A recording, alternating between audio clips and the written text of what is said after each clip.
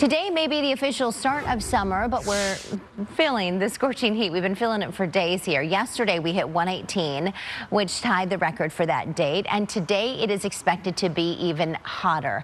That's why dozens of flights at Sky Harbor have already been canceled. Liz Kodalek live with details on this. Good morning, Liz.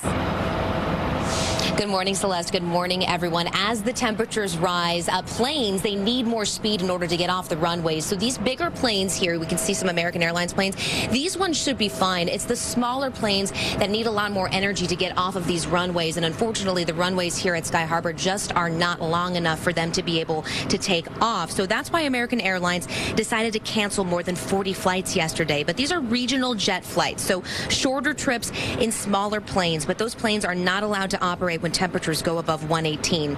But the bigger jets, as I mentioned, like Airbus and Boeing, they have bigger engines that are able to operate at higher temperatures. So we're talking even up to 126 degrees that those bigger planes can handle. So still, though, American is allowing anyone flying with them between 3 and 6 p.m. today to change their flights for free.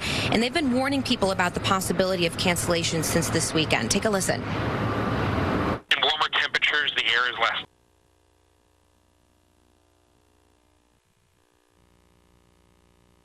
hours. We definitely recommend that you check with your flight to make sure that it's on time if it's not delayed. Back to you.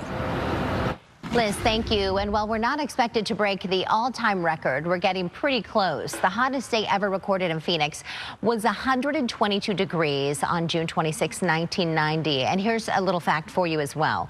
The official temperature for Phoenix is actually set at Sky Harbor, an automated surface observing station. That's what sends data to meteorologists and the National Weather Service. They have been recording temps from the airport since 1953, but here in Arizona, recorded temps began back in 1895. Well, if you're looking to get a hike in, it's probably best to hit the trails the next hour or so. Early morning hikes are the safest this time of year, but park rangers say if you do plan to head out, be sure to wear hiking boots, maybe a hat and a cell phone. Take that with you as well. Start drinking water the day before. They also say hiking at night isn't much better than the daytime. And here's why, because they say the mountain rocks that you see out there in the trails, they retain a lot of the day's heat. Their advice, hike early morning or not at all. The National Park Service urging visitors not to hike at the Grand Canyon this week. Temps below the rim of the canyon are expected to reach 117 degrees. It is hotter once you hike down into the canyon. If you do decide to hike, park rangers say you should do so before 10 a.m. and after 4 p.m.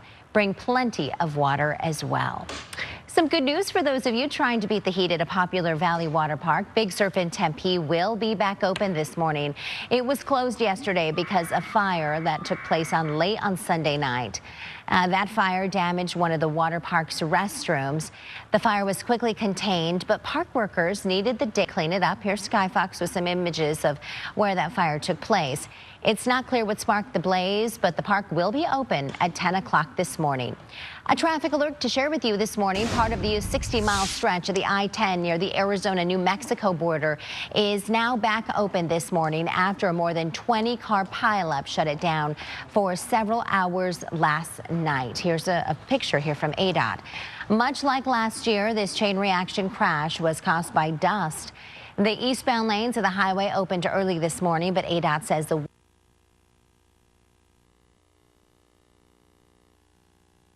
to hang you up quite yet, starting in East Mesa, heading in toward the 10.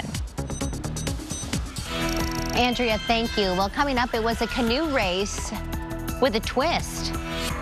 Why even getting these guys out on the water was a challenge. Wow, they're moving quick. It was a simple act of kindness.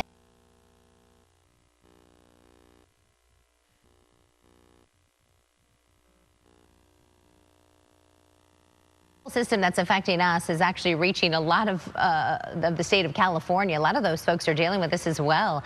Thousands